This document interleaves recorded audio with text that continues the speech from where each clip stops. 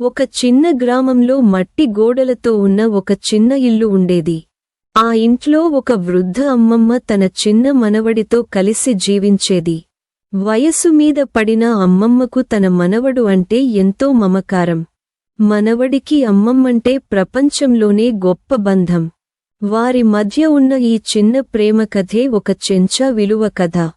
ప్రతిరోజూ ఉదయం లేచి అమ్మమ్మ ముందుగా తోటలోని తులసి మొక్కకు దీపం వెలిగించేది. ఆ తరువాత వంటగదిలోకి వెళ్లి తన మనవడికి తనకు భోజనం సిద్ధం చేసేది. ఆ కాలంలో చపాతీలు చేయడం ఒక పెద్ద పని. కాని చపాతీ తిప్పేటప్పుడు తవ్వ వేడెక్కిపోతుండేది. అమ్మమ్మ వయసు ఎక్కువ కావడంతో ఆమె చేతులు బలహీనంగా సున్నితంగా మారిపోయాయి.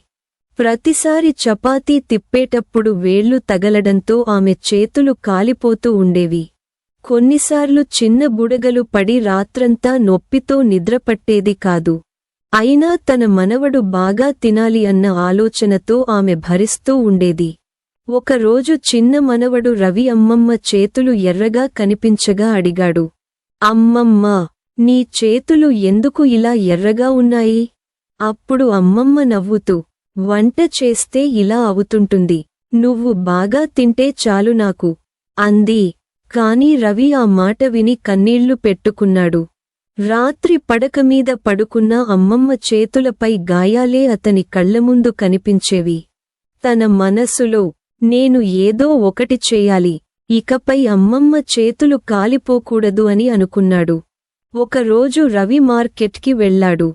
అక్కడ పిల్లలు బొమ్మలు, బెలూన్లు, స్వీట్లు చూసి ఆనందంగా ఎగిరిపడుతున్నారు.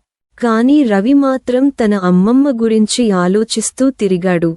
అప్పుడే అతని చూపు ఒక చిన్న ఇనుప చెంచాపై పడింది. దుకాణదారుడు చెప్పాడు, "ఇది చపాతీలు తిప్పడానికి బాగుంటుంది. చేతులు వేడికి తగలవు." రవి గుండెల్లో ఓ వెలుగు వెలిగింది. "ఇదే కావాలి, ఇకపై నా అమ్మమ్మ చేతులు కాలిపోవాల్సిన అవసరం లేదు" అని అనుకున్నాడు. కాని అతని దగ్గరున్న డబ్బు చాలా తక్కువ. తన తినుబండారాలకు, చిన్న చిన్న ఖర్చులకు పొదుపు చేసుకున్న కొద్దిపాటి నాణేలే ఉన్నాయి. అయినా రవి అన్నీ లెక్కపెట్టాడు. "ఇది కొంటే నాకేం మిగలదు. కాని పర్లేదు, నా అమ్మమ్మ నవ్వితే అదే నాకు బంగారం" అని అనుకుని ఆ చెంచా కొన్నాడు. ఇంటికి వచ్చి అమ్మమ్మ వంట చేస్తూ ఉండగా దగ్గరికి వెళ్లి అన్నాడు, "అమ్మమ్మా, నీకు ఒక బహుమతి తెచ్చాను." అమ్మమ్మ నవ్వుతూ, "నువ్వేంటి నాకు బహుమతి ఇస్తావురా?" అని చెప్పింది. రవి తన జేబు నుంచి చెంచా తీసి చూపించాడు. "అమ్మమ్మా, ఇకపై నువ్వు చేతులతో తిప్పొద్దు. నీ చేతులు కాలిపోవద్దు. ఈ చెంచాతో చపాతీలు తిప్పుకో." అతని గళం వణికిపోయింది. కళ్లలో కన్నీళ్లు మెరుస్తున్నాయి. అమ్మమ్మ ఆ చెంచాను చేతిలో పట్టుకుని చూస్తూనే ఉండిపోయింది. ఆమె కళ్లలోనూ కన్నీళ్లు ఉబికాయి. "బాబూ, నువ్వు చూపిన ప్రేమకు, నీ ఆలోచనకు ఈ చిన్న చెంచా నాకు ప్రపంచంలోనే గొప్ప బహుమతి" అని అన్నది.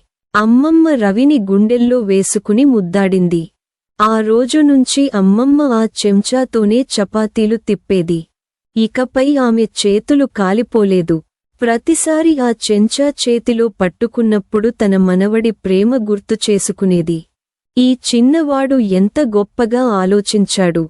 ప్రేమ ఉంటే వయస్సుతో సంబంధం లేదు అని గర్వంగా అనుకునేది.